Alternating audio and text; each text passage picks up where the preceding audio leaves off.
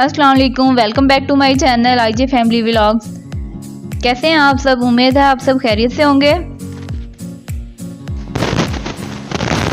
तैयारी करनी है क्योंकि गुजरांवाला से मेरी ननद आई हुई हैं जो कि अपने बड़े भाई की तरफ ठहरी हुई हैं, तो आज उन्होंने चले जाना है। तो दोपहर का खाना हमने तैयार किया उनके लिए। तो बड़ी मुश्किलों से वो माने हैं कि हम ठीक है रात को निकल जाएंगे, तो दोपहर को आप लोगों के साथ ही खाना खा लेते हैं। दावत जो है वो सुबह डिसाइड हुई, तो इस वजह से मैंने जल्दी जल्दी से सामान मंगवाया और तैयारी शुरू कर दी। एक्चुअली मैंने नाश्ता नहीं किया हुआ था, तो मुझे ना वीकनेस सी फील होने लग गई थी। तो फिर मैंने 1 एप्पल ले लिया और 1 कप जो है वो नीम गर्म दूध ले लिया। अच्छा जी, सबसे पहले मैंने आलूओं को बॉईल करके तो इन्हें मैश कर लिया, क्योंकि मैंने आलू और चिकन की मिक्स टिक्कियाँ बनानी थी। और उनके बाद फिर मैंने चाइनीज़ फ्राइड राइस बनाने थे, तो उसके लिए मैंने सारी सब्जियां धो ली और छील के काट ली। जब आप अकेले होते हैं ना, तो सारी चीज़ें खुद ही मैनेज करनी होती हैं। तो मेरा बेबी भी अभी काफ़ी छोटा है, बाकी बच्चों के साथ साथ उसे भी मैनेज करना होता है।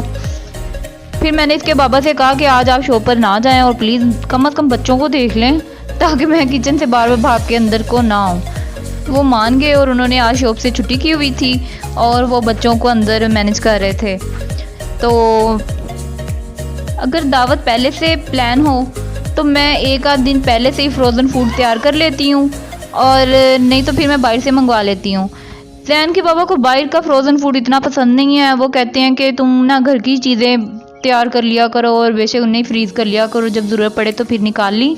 तो मैं फिर बाहर से कम ही मंगवाती हूँ, ज़्यादातर कोशिश होती है घर ही तैयार करूँ। आज ही चूँकि दावत डिसाइड हुई थी, तो इस वजह से पहले से कुछ भी तैयार किया हुआ नहीं पड़ा हुआ था, और मैंने साथ साथ ही सारी चीज़ें तैयार की। तो यहाँ पर टिक्कियाँ तो तैयार हो चुकी थी, अब मुझे तैयार करने थे गोला कबाब। तो मैंने फटाफट से सारा मैदा जो है वो मशीन में डाला, और बोनलेस चिकन की जितनी भी पीसीस थे वो सारे मैंने मशीन में डाले और झटपट से सारा मैदा तैयार कर लिया। अब 1 बाय 1 पेंसिल के ऊपर लगा के तो मैंने सबको शेप दे दी है। पहले मेरा दूसरे कबाब बनाने का प्लान था, लेकिन बाद में मैंने सोचा कि उनके लिए ना टाइम ज़्यादा लग जाता है। ग्रिल पे करें या फिर उन्हें तवे पे पकाएं, दोनों तरह से ना बहुत टाइम लेते हैं वो। तो मैंने सोचा क्यों ना इन्हें बना लूँ, ये पैन में बनते हैं और आराम से दम पे रख दें तो स्लो स्लो जो है वो बन जाते हैं। साथ में और काम भी करना आसान हो जाता है। आप लोगों से रिक्वेस्ट है कि आप लोग मेरी वीडियो को लाइक कर दें, और अगर आप मेरे चैनल पर नए हैं तो इसे सब्सक्राइब कर लें और बेल नोटिफिकेशन को भी ऑन कर लें। अब हाफ कबाब मैंने जो है एक कढ़ाई के अंदर थोड़ा सा ऑयल डाल के तो पकने के लिए रख दिए हैं, और बाकी हाफ जो है मैं थोड़ी देर बाद डालूंगी, क्योंकि इनके टूटने का ख़तरा होता है ना, तो मैं फिर हाफ हाफ करके पकाऊंगी। एक तरफ से थोड़े पक जाने के बाद मैंने इनकी साइड बदल ली और ढक के रख दिया पकने के लिए। और साथ साथ मैंने जो है ना वो चिकन कढ़ाई पकानी शुरू की थी, ताकि टाइम बच सके मेरा। 15 मिनट के बाद मैंने कबाब देखे तो ये भी रेडी हो चुके थे। अब साथ ही मैंने जो है फ्राइड राइस का मसाला तैयार करना शुरू कर दिया।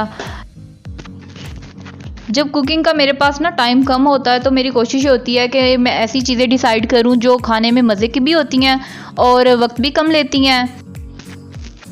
अब जी बारी आती है टिक्कियों को फ्राई करने की।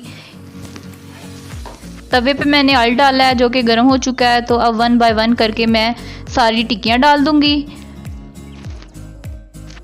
आलू और चिकन की जो टिक्कियाँ हैं ना, ये देसी स्टाइल की टिक्कियाँ, और ये मेरे हिसाब से सभी को पसंद होती हैं, बच्चे और बड़े सारे शौक से खा लेते हैं। और इसके अलावा जो वेजिस की टिक्कियाँ होती हैं, मतलब आलू के मैदे के साथ साथ जो है दूसरी वेजिस भी जिनमें पड़ती हैं, बंद गोभी हो गई, गाजर होगी और इस तरह से और थोड़ी सी सब्जियाँ, वो भी बहुत मज़े की बनती हैं।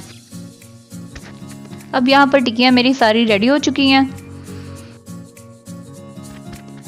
अब ये जो अंडा बच गया ना टिक्कियों से, इसको मैं दोबारा फ्रिज में नहीं रखना चाहती, क्योंकि ना फ्रिज में इसकी स्मेल हो जाएगी, जो बाकी चीज़ों में भी पड़ जाती है, बहुत ही बुरी लगती है फिर। तो मैंने सोचा इसे भी साथ ही फ्राइड राइस के अंदर जो एग डलना है उसके अंदर ही डाल लूँगी।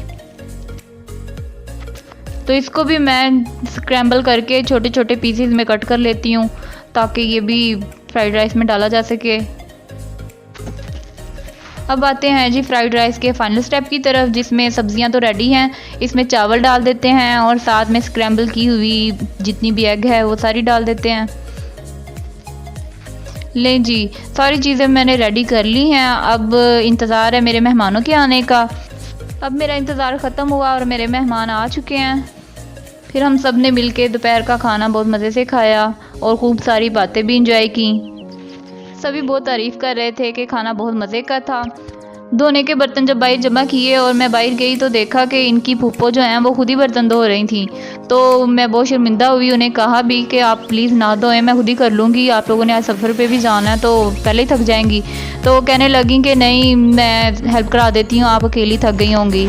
बहुत ज़्यादा इंसिस्ट करके मैंने उन्हें अंदर भेजा। तो बाहर आई हूँ दोबारा से, तो उन्हीं की बेटी जो है वो ज़ैनब आपी फिर लगी हुई थी बर्तन धोने के लिए। तो मैं फिर उसे भी मना नहीं कर पाई। खैर, ऐसे मेहमान किसी के भी नहीं होंगे। लास्ट में फिर आया वक्त मीठे का। तो मीठे में आइसक्रीम थी बच्चों के लिए और बड़ों के लिए खीर बनाई गई थी जो सबने मिलकर एंजॉय की। अब लोग बस इतना ही, और जाने से पहले एक हदीस पाक सुनते जाएं। हदीस पाक है, कुल्लू मारूफुन सदका, हर अच्छी बात सदका है। अपना बहुत सा ख्याल रखिएगा। फिर मिलेंगे। अल्लाह हाफिज़।